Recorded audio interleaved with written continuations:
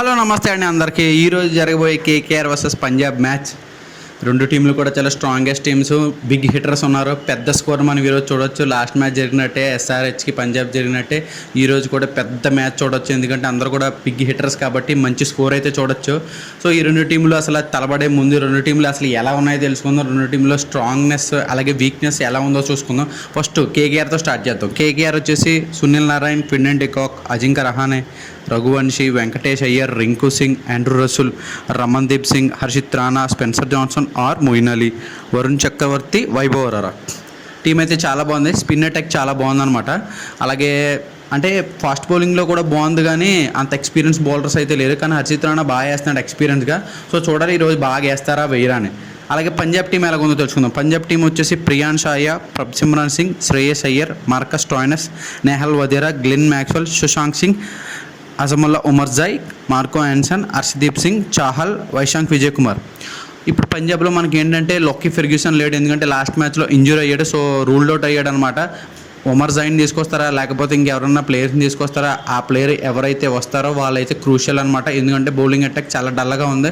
So last టైంలో Ferguson లేకపోవడం వల్ల మ్యాచ్ ఓడిపోవడానికి కూడా ఒక కారణం అనమాట. ఎందుకంటే మధ్యలో పేస్ అటాక్ సరిగ్గా లేకపోవడం వల్ల, స్టాయినస్ బౌలింగ్ వేయడం వల్ల కొన్ని రన్స్ అయితే లీక్ అయినాయి. సో అందువల్ల వీళ్ళు మంచి బౌలర్ని అయితే తీసుకొస్తే మంచిగా అవుతుంది అనమాట. అలాగే Yash Thakur last time bowling బాగా వేసాడు, కానీ నో బాల్ వేయడం వల్ల అభిషేక్ శర్మ అవుట్ అవ్వకపోవడం వల్ల చాలా డిసడ్వాంటేజ్ జరిగింది అలాగే పంజాబ్కి.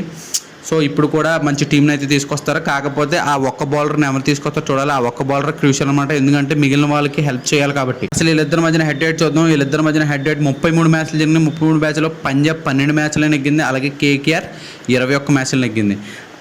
కేకేఆర్ వచ్చి బిగ్ డామినేషన్ అనమాట. కాకపోతే మీరు ఒకటి మర్చిపోయారు, Shreyas Iyer is the ex captain of KKR. కేకేఆర్లో ఉన్న లూప్ హోల్స్ అన్నీ కూడా శ్రేయస్ అయ్యర్కి తెలుసు. అలాగే బ్యాటింగ్ ఆర్డర్ తెలుసు, బౌలింగ్ ఆర్డర్ తెలుసు. ఎవరు కూడా మారలేదు, అందరికి గురించి రీడ్ చేశాడు. సో వీళ్ళు ఎందుకంటే పంజాబ్ వాళ్ళు మ్యాచ్ కొట్టడానికి చాలా ఎక్కువ ఛాన్సెస్ ఉన్నాయి, ఎందుకంటే అయ్యర్ ఆల్మోస్ట్ కేకేఆర్ గురించి అంతా తెలుసు. అలాగే ఈ రోజు జరుగుతుందన్నమాట పిచ్, అది కూడా పంజాబ్ పిచ్ జరుగుతుంది. లాస్ట్ 2 మ్యాచెస్ వీళ్ళు ఎక్కడ ఆడారో బాగా కండిషన్ రీడ్ చేశారు.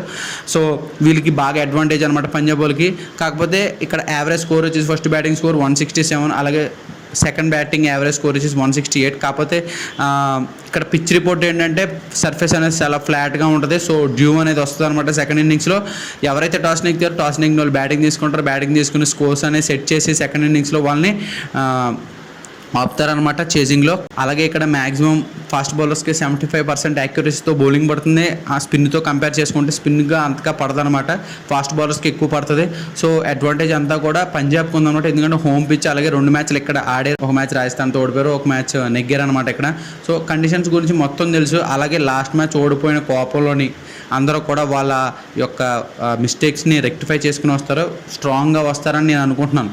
నేనైతే పంజాబ్ నెగ్గుతుందని నేను అనుకుంటున్నాను, ఎందుకంటే హోమ్ పిచ్ అడ్వాంటేజ్, బ్యాటింగ్ అంతా బాగా ఆడుతున్నారు. బౌలింగ్లో చిన్న స్లైట్ వేరియేషన్స్ అయితే చేసుకుంటే ఖచ్చితంగా నెగ్గే ఛాన్సెస్ పంజాబ్ కూడా ఉన్నాయి. కోల్కతాను కూడా చాలా తక్కువ అంచనా వేయకూడదు, ఎందుకంటే Russell is main important. Russell అనేవాడు శ్రేయస్ అయ్యర్కి, స్టాయినస్కి చాలా బిగ్ థ్రెట్ అనమాట. ఎందుకంటే శ్రేయస్ అయ్యర్ని 5 సార్లు తీసాడు, అలాగే స్టాయినస్ని 3 సార్లు తీసాడు. ఐపీఎల్లో కాదు, వెస్టిండీస్ మ్యాచ్లో, ఐపీఎల్లో మొత్తానికి కలిపి. So Russell is very crucial అనమాట, ఎందుకంటే ఫాస్ట్ బౌలింగ్లో వీళ్ళిద్దరిని తీసాడు అనమాట.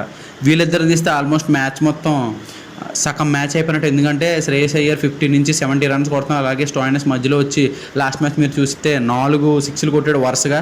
సో స్టాయినస్ లాస్ట్ ఓవర్స్లో, డెత్ ఓవర్స్లో చాలా ఇంపార్టెంట్ అనమాట. ఆ టైంలో అయిపోతే చాలా కష్టం. అలాగే బ్యాటింగ్లో రహానే చాలా మంచి ఫామ్లో ఉన్నాడు, వెంకటేష్ అయ్యర్ మంచి ఫామ్లో ఉన్నాడు. టాప్ ఆర్డర్లో నారాయణ్ కూడా మంచి ఫామ్లో ఉన్నాడు. నారాయణ్ బౌలింగ్ కూడా చాలా బాగా వేస్తున్నాడు. టాప్ ఆర్డర్ అనేది క్లిక్ అయితే కేకేఆర్ కొట్టే ఛాన్సెస్ కూడా చాలా ఎక్కువ ఉన్నాయి. వాళ్ళు కూడా చాలా డీసెంట్గా ఆడుతున్నారు.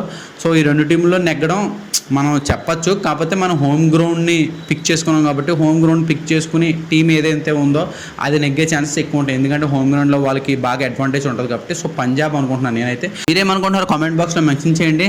నెక్స్ట్ మంచి ప్రిడిక్షన్తో మళ్ళీ మీ ముందుకు వస్తాను. అంతవరకు don't forget to like, share and subscribe. సరే మరి ఉంటాను, బాయ్ బాయ్.